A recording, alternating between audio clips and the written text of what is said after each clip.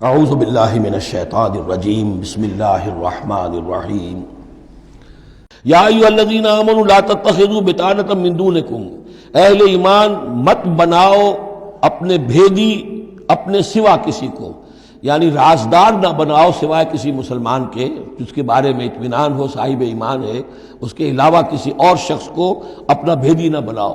چونکہ یہ مدینے میں رہتے تھے بہت عرصے سے، ان کی دوستیاں تھیں یہودیوں کی، اور ادھر جو ہے یہ اوس اور خزرج کے لوگوں کی، وہ دوستیاں ہیں، پس منظر ہے، پرانے تعلقات ہیں، روابط ہیں، اس کی وجہ سے وہ بسا اوقات جو راز کی باتیں ہوتی تھی وہ بھی بیچارے سادہ لوح مسلمان اپنی نیکی کے اندر سادگی میں وہ بھی ان کو بتا دیتے تھے۔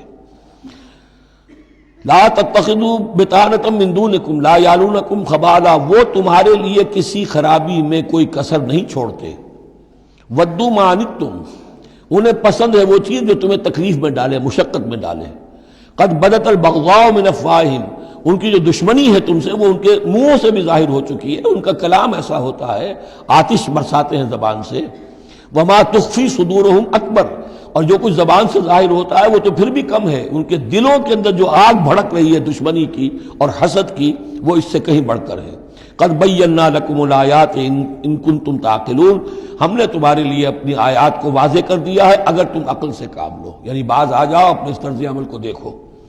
ہاں انتم اولئک تحبونہم، تمہارا حال تو یہ کہ تم ان سے محبت کرتے ہو، شرافت ہے تمہاری، سادہ لوحی ہے، پرانے تعلقات ہیں، ان تعلقات کو تم نبھانا چاہتے ہو۔ ولا یحبونکم، لیکن جان لو وہ تم سے محبت نہیں کرتے۔ وتؤمنون بالکتاب کلہ، اور تمہاری شان یہ کہ تم پوری کتاب کو مانتے ہو، تم تورات کو بھی مانتے ہو، انجیل کو بھی مانتے ہو۔ یہ نصیبا من التورات آیا تھا نا، نصیبا من الکتاب، کتاب ہی کا ایک حصہ تھا تورات، کتاب ہی کا ایک حصہ اللہ تعالیٰ کی اس قدیم کتاب جو ام الکتاب میں سے ہی پھر یہ انجیل آئی ہے، اسی ام الکتاب سے پھر قرآن مجید کامل آیا ہے۔ تو تم تو مانتے ہو پوری کتاب کو۔ وَإِذَا لَقُوكُمْ قَالُوا آمَنَّا، اور جب یہ تم سے ملتے ہیں تو کہتے ہیں جی ہم بھی مومن ہیں، ہم بھی مانتے ہیں، بات ٹھیک ہے آپ کی۔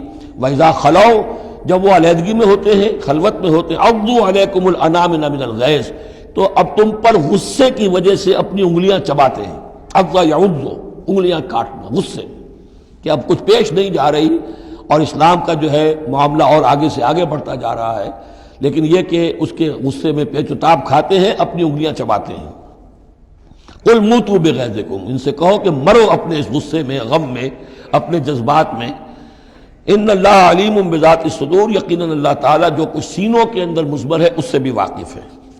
ان تمسسکم حسنۃ تسؤہم، اگر تمہیں اے مسلمانوں کوئی بھلائی پہنچ جائے، کوئی خیر ہو جائے، تمہیں کہیں فتح نصیب ہو جائے، انہیں بری لگتی ہے۔ وَإِن تُصِبْكُمْ سَیِّئَةٌ یفرحوا بِہَا، اور اگر تمہیں کوئی تکلیف پہنچے، کہیں کوئی زخم پہنچ جائے، کوئی عارضی طور پر شکست کہیں ہو جائے، جیسے احد میں ہو گئی تھی، تو بڑے خوش ہوتے ہیں، شادیانے بجاتے ہیں۔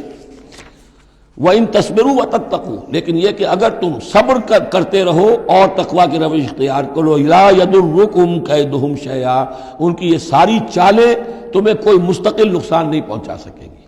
لیکن یہ کہ صبر اور تقویٰ یہ دو چیزیں، وَاسْتَعِینُوا بِالصَّبْرِ وَالصَّلَاةِ، وہی صلاۃ جو ہے اس کی جگہ یہاں لفظ تقویٰ آ گیا ہے کہ یہ تم اگر کرتے رہو گے تو پھر یہ کہ ان کی ساری سازشیں ناکام ہوں گی بالآخر۔